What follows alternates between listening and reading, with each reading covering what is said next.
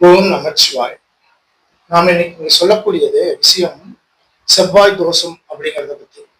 செவ்வாய் தோஷம் அப்படிங்கிறது எல்லாருமே ஜாதகத்துல லக்னத்திலேயோ 2ஆம் இடத்திலேயோ 4ஆம் இடம் 7ஆம் இடம் 8ஆம் இடம் 12ஆம் இடத்தில் இருந்தால் செவ்வாய் தோஷம் அப்படின்னு சொல்றாங்க.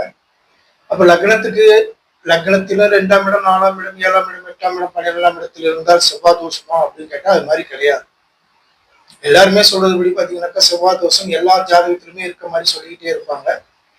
அதுல எந்தெந்த லக்னத்துக்கு எந்த இடத்தில் செவ்வாய் எந்த நட்சத்திரம் பாதம் வாங்கி இருந்தா அது செவ்வாய் தோஷம் இல்லை அப்படிங்கிறதுக்கு நிறைய விதிகளும் விதிவிலக்கும் இருக்கு. அதற்கான நிவர்த்திகள் எல்லாம் பாத்தீங்கன்னாக்கா ஆலய வழிபாடுன்னு சொல்லியிருக்கு. அதை தாராளமா செய்யணும். ஒரு உதாரணமா சொல்றேன். செவ்வாய் பகவான் மேசத்துல இருந்தா செவ்வாய் தோஷம் இல்லைன்றாங்க. அதே போல பாத்தீங்கன்னாக்கா விருச்சிகத்தில் இருந்தால் இல்லை, மகரத்தில் இருந்தால் இல்லைன்னு சொல்லுவோம்.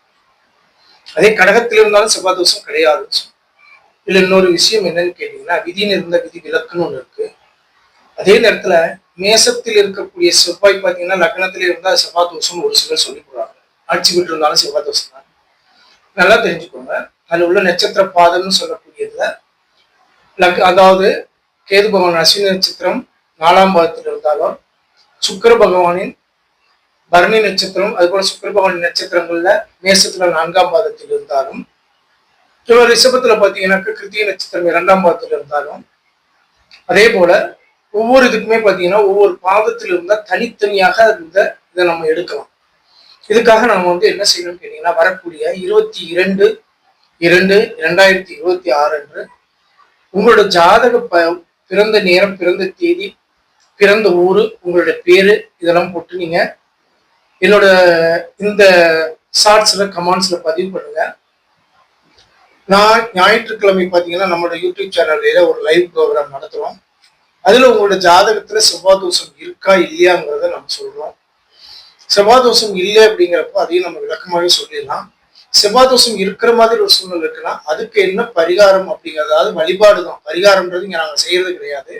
நான் எல்லாத்தையுமே சொல்றதுதான் வழிபாடு தான். அந்த வழிபாடு நீங்க எந்த ஆலயத்துல என்ன கிழமையில எப்போ என்ன செய்யணுங்கிறதையும் நம்ம அதிலேயே சொல்லிடுவோம்.